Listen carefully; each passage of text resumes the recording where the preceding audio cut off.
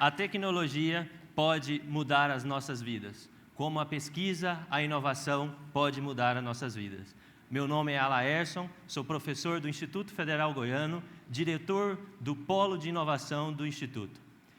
Quero aqui hoje falar sobre as nossas experiências no desenvolvimento de tecnologias para a agricultura e como isso vem contribuindo para a formação de nossos alunos e como isso faz a diferença na formação e no mercado de trabalho.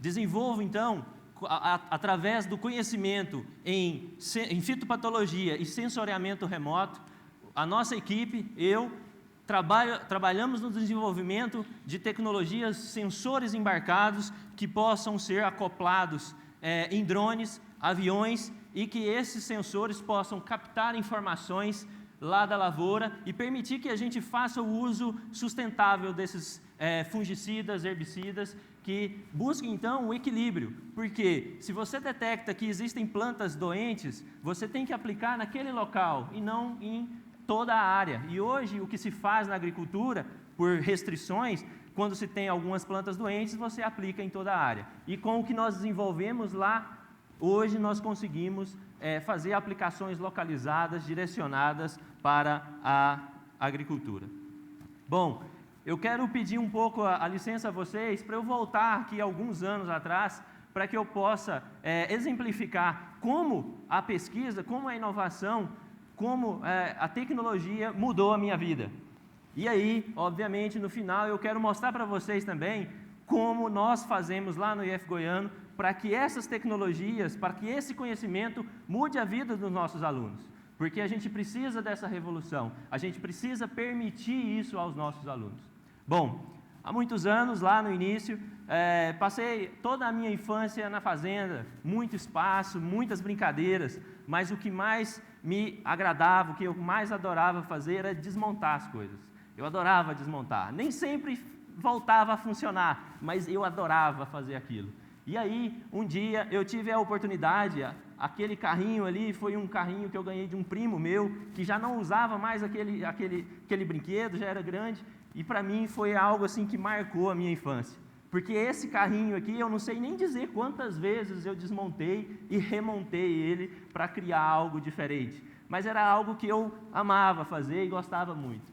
Ali logo acima, a gente tem um carrinho, um pedal kart que a gente chama, mas é simplesmente um carro movido a pedal, mas aquilo também era uma diversão tremenda. Mas aí um dia eu estava lá só imaginando, falei, olha, como é que eu vou fazer para isso aqui ficar diferente? Eu preciso mudar isso aqui está bacana, mas pode ficar melhor. E aí eu pensei, falei, olha, posso pegar um motor, colocar aqui nesse carrinho e eu vou fazer ele ficar motorizado, vai ficar muito bacana, a gente vai brincar muito. Fui lá escondido, peguei o motor, a motosserra que meu pai tinha lá nos equipamentos, escondido, fui lá, desmontei, fiz toda a gambiarra. No meio do processo eu parei, falei, meu Deus, se eu não acertar isso aqui, meu pai vai me colocar de castigo e eu vou sofrer vários problemas aqui com essa ação. E aí eu tive que me dedicar muito para fazer dar certo e o meu pai não podia descobrir nesse meio do caminho. Fiz tudo muito ali debaixo do quieto, mas no final eu tive muita sorte, deu certo, eu consegui adaptar e me livrei do castigo. A outra coisa bacana é, divertimos muito entre nós, amigos, primos, com esse carrinho aí e essas adaptações.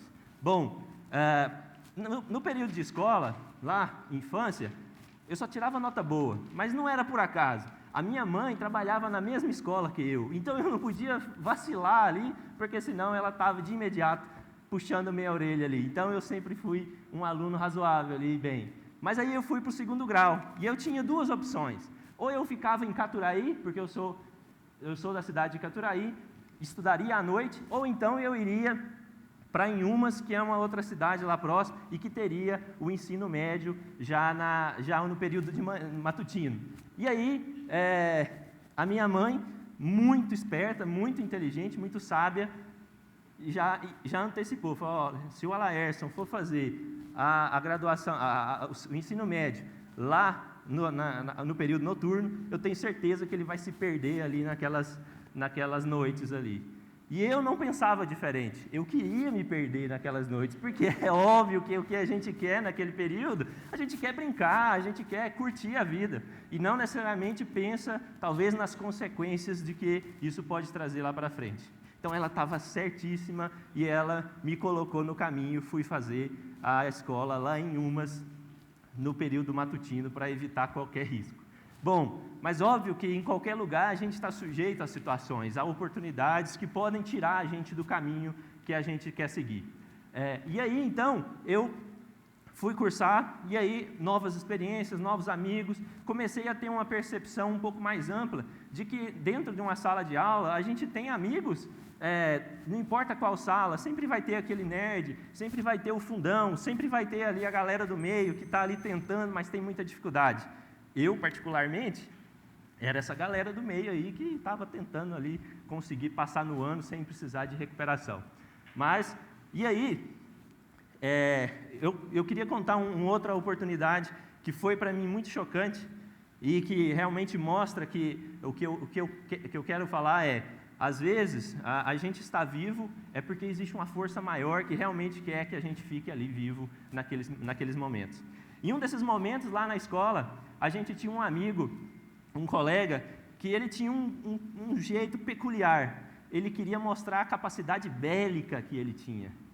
Vocês querem, não sei se vocês me entenderam, mas ele gostava de levar armas para dentro da escola para se exibir e mostrar que ele era ali o valentão daquele pedaço.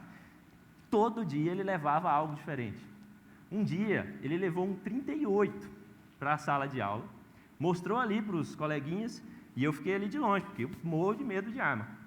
E aí, nesse dia, ele queria mostrar não só para nós, ele queria mostrar para a sala inteira e se exibir. A professora saiu rapidamente para executar alguma coisa fora e ele, mais rápido ainda, pegou a mochila, foi lá para frente e, em questão de alguns segundos, tirou a arma da mochila, apontou para todo mundo ficou assim e ele perguntou: vocês já brincaram de roleta russa? Todo mundo entrou em pânico, desespero, e ele bateu a mão e começou a fazer assim. Foi o momento mais assustador que eu passei naquela escola.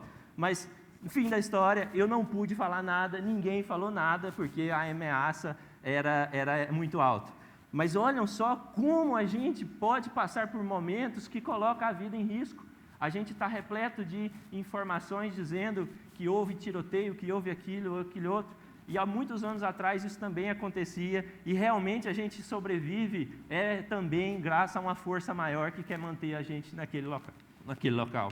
Mas o que ficou de aprendizado desse trauma, né, que a gente teve naquele período, é que o seguinte, é que a gente vê muitas pessoas que têm uma capacidade muito grande, que são inteligentes, que têm uma habilidade artística fantástica. Eu tinha amigos que desenhavam uma perfeição, que tinham um poder da matemática muito bem, mas eu via eles saindo da escola, perdendo aquela oportunidade, por problemas financeiros, problemas familiares, e isso me entristecia muito, porque eu via o potencial daqueles caras, e eu não era lá aquelas coisas, mas eu via aqueles caras bons e via eles ficando para trás.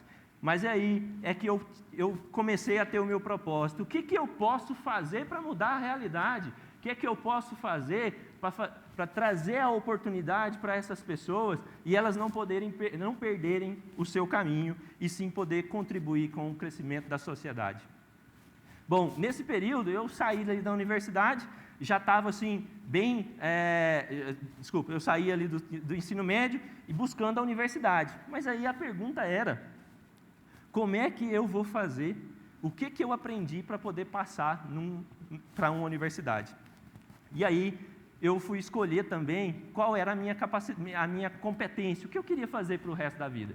Bom, para mim essa resposta não foi tão difícil, porque eu sempre gostei de tecnologia, eu sempre gostei de trabalhar ali com essa parte de automação e de forma geral, era o que eu gostava e o que eu queria mesmo. Então, optei pelas condições que a gente tinha aqui na região em Goiás, eu optei em engenharia elétrica. Cara, levei pau. Só foi fazer e eu levei pau, porque a minha formação, infelizmente, não foi adequada e eu precisei perder 2 anos aí para reconstruir um conhecimento e para que eu fosse passar para a universidade. E aí, nesse momento de alegria, eu já tinha passado na universidade, estava lá festejando, aí chega um tio meu, que respeito demais, ele chegou para mim e falou assim: olha, Laércio, parabéns, mas eu te digo uma coisa, entrar é fácil, eu quero ver você sair com um diploma, porque aí sim você vai estar fazendo uma diferença na sua vida. Aí eu falei, putz, pensei, né? Falei, putz, tio, aí não, eu estou aqui comemorando, e não é possível que vai piorar, foi tão difícil, eu gastei 2 anos para entrar aqui, não vai piorar. Gente, não preciso falar nada, né?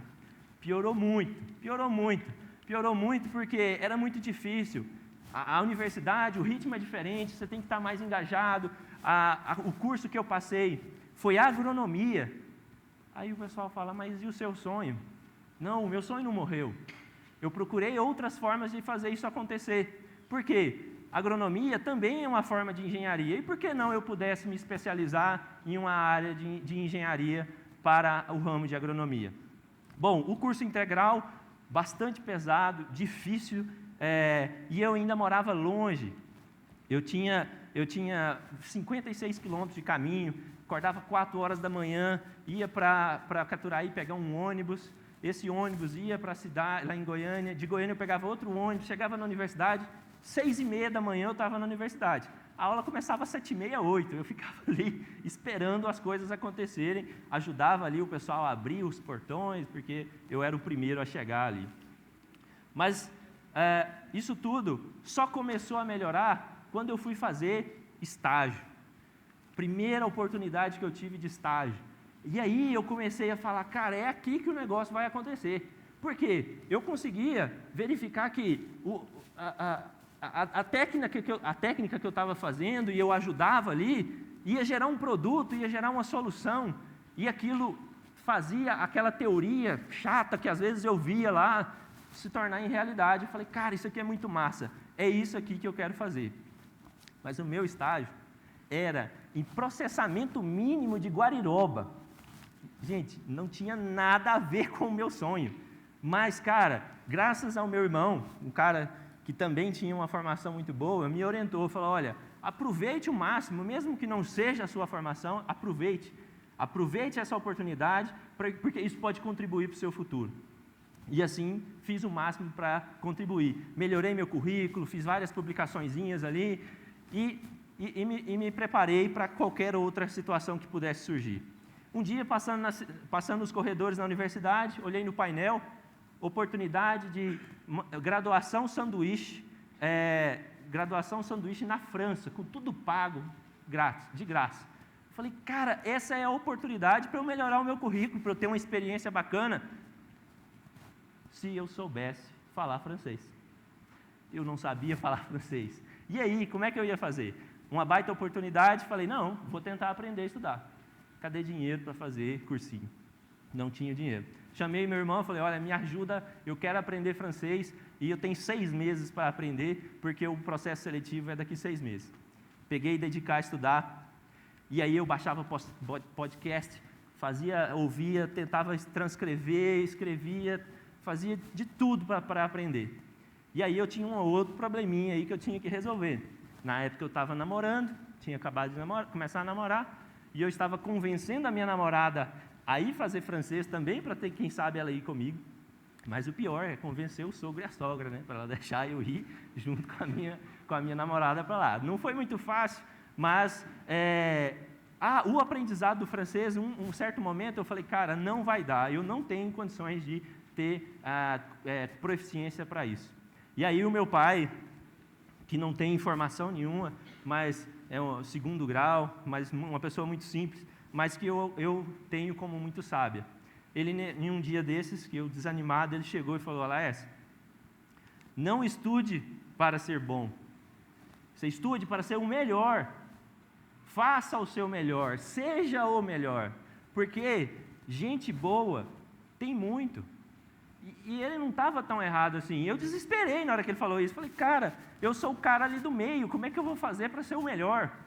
E aí que eu comecei depois de um tempo, que eu comecei a entender. O que ele queria dizer é faça o seu melhor.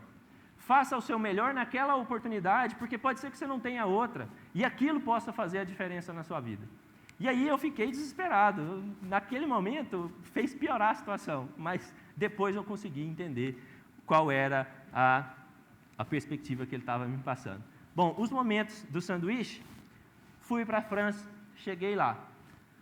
Piorou ainda mais. Era mais difícil ainda, porque eu estava numa aula de bioquímica, ouvindo explicações sobre reações de Maillard e outras reações de caramelização em francês. Eu estava com a cabeça quase explodindo, porque o meu conhecimento era um conhecimento de um aluno que estudou 6 meses ali na marra para conseguir passar e conseguir a proficiência. Então, foi um momento de muito estresse. Mas aí vem o ponto principal que fez realmente a revolução, e eu achei o caminho na minha vida. Foi quando eu fui fazer um estágio em uma cooperativa agrícola chamada Grupo Occitan. É um grupo na França, no sul da França, em que eu fui contratado como estagiário para ajudar a coletar informações de campo, jogar isso em planilhas, coletar informações de estações meteorológicas, jogar isso numa planilha e alimentar um sistema de simulação e de previsão de risco de doenças. Então, é um sistema que alerta dizendo, olha, tem 99% de chance de ter tal doença, ou seja, o agricultor tem que entrar fazendo algum manejo para resolver o problema. Quando eu tive o primeiro contato com isso, eu falei, cara, é isso que eu quero fazer, é isso que eu quero para a minha vida, eu quero tecnologia, eu sou agrônomo, eu estou formando como agrônomo, e é essa tecnologia que eu quero, inteligência artificial, uso de tecnologia que possa agregar e possa ajudar o agricultor lá na lavoura. Foi então esse período o mais difícil, foi muito difícil, porque, gente, eu tinha o meu francês básico ali, vivia tudo bem, consegui passar em todas as disciplinas que eu fiz, não fiquei em nenhuma, mas, gente, falar com o francês já não é fácil. E falar com um francês lá do interior, com um sotaque violento, gente, é o fim. E eu falava, às vezes, por telefone. Eu lembro de várias vezes desligar o telefone, porque eu não tinha entendido o que o cara tinha falado. E eu ia no meu chefe e falava, chefe, sabe aquele fulano lá? Eu não entendi o que ele falou. Aí ele falou, não, Alarce, eu sei o que é. Aí ele pegava o telefone, ligava e resolvia. Mas assim, e aí nesses momentos difíceis eu lembrava aquela mensagem do meu pai.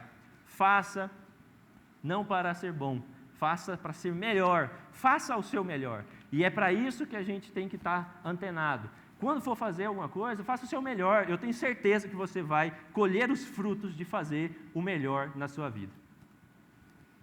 Bom, voltei para o Brasil. Imediatamente fui para a Embrapa fazer estágio e tive uma oportunidade já de imediato, o mestrado. O mestrado, tive a orientação do Dr. Murilo, da Embrapa, um cara excepcional, um cara fantástico, com a mente muito aberta, muito antenado, sempre com publicações muito boas, um cara referência. Acho que todo mundo aqui já viu falar que você é a média das 5 pessoas que você vive, certo? Cara, eu queria ser a média daquele cara. E para mim, estar próximo dele era uma sensação muito bacana, porque a cada vez que eu trocava ali uma conversa com ele, era um aprendizado a mais. E isso me satisfazia. E aí eu estava trabalhando na época com controle biológico de doenças de plantas. Talvez você falasse, mas de novo fora aí da linha? Não, mas eu estava naquele ambiente porque aquele ambiente era muito favorável para o que eu queria fazer lá na frente. E favorável para o que eu queria fazer lá no doutorado. E aí então no doutorado eu deixei tudo já muito organizado, falei, não, agora eu vou fazer exatamente o que eu quero. E aí procurei um outro orientador na UNB, um cara também excepcional, fantástico, aquela pessoa com uma mente jovem, aberta a novas tecnologias, aberta às novas soluções, me acolheu de braços abertos, um cara muito fantástico, e me ensinou uma coisa, que na vida, a gente como profissional, a gente precisa ser problem solver. Você tem que ser o cara que resolve o problema. Você não tem que ser o cara que traz o problema para o seu chefe, ou para a sua empresa, ou para onde você está.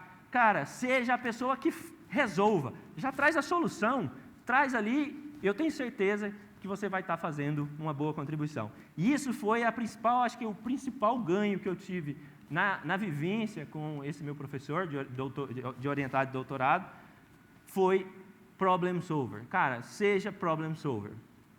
E aí tive a oportunidade, a minha tese foi trabalhar com modelagem e simulação de risco de doenças Eu trabalhei com mofo branco, que é uma doença, talvez que vocês não conheçam, mas é uma doença muito importante. Mas é aí, eu me preparei todo, busquei junto com o meu orientador bolsa para fazer doutorado fora, para trabalhar com um cara de referência no mundo com simulação de risco. Eu consegui essa bolsa, já estava tudo certinho. E aí quando chegou mais no meio do ano, surgiu o concurso do IF Goiano. Fala, cara, agora é a oportunidade às vezes de eu fazer. A minha esposa apresentou para mim, eu falei, não vou fazer. Eu vou sair do meu sonho, eu não quero sair do meu sonho. Mulher, sabe como é que é? Conseguiu me convencer, obviamente, a fazer aquele concurso. Mas graças a ela, eu fiz esse concurso. Porque hoje eu estou no IF Goiano e consegui passar no processo seletivo porque eu tentei. Porque a minha justificativa para ela foi, eu não vou conseguir, eu não tenho nem doutorado ainda, eu estou no 2º ano do doutorado. E lá, naquele concurso, vai ter doutor, vai ter pós-doutor. E não tem chance nenhuma de eu conseguir passar. O destino acaba mudando muito as coisas e fazendo a gente cair em algumas pegadinhas. E essa foi muito boa, porque eu consegui passar nesse processo. Bom, para finalizar, eu entrei no IF, eu tinha 2 opções, entrar no IF Goiano ou seguir no meu sonho do doutorado. E aí é que de novo vem aquele sentimento de gratidão. Gratidão à instituição que tem uma visão para frente, que pensa e investe naquelas pessoas que estão ali dentro da instituição. Porque quando eu fui conversar com o pessoal lá, com os diretores da instituição, eles falaram, Laércio, entre para a instituição e nós vamos te liberar para ir fazer o doutorado de acordo com o que você quer. Cara, para mim foi a solução dos meus problemas, porque eu tinha ali um concurso e eu poderia sair para finalizar o meu doutorado. E assim foi cumprido, sou extremamente grato à instituição. E hoje, muitas das ações que eu faço é para retribuir o que a instituição investiu em mim. O que é que ela investiu em tempo, em recurso, para que eu pudesse depois trazer esse benefício. Então, hoje, eu faço parte de uma equipe que é eu faço parte do Polo de Inovação, que são pesquisadores focados no desenvolvimento de tecnologias aplicadas, algo focado. E aí, essa equipe hoje, 15 profissionais, entre técnicos e professores, pessoas também excepcionais que trazem respostas para a sociedade. Mas o mais bacana é aquela turminha ali, ó, é a turminha do laboratório que eu estou hoje, o laboratório de drones na agricultura e o laboratório de fitopatologia. São hoje 28 pessoas, entre os professores orientadores e os nossos alunos. São 28 pessoas que têm a oportunidade que talvez outras não teriam, ou não teria se a gente não tivesse ali agindo, fazendo, gerando o conhecimento.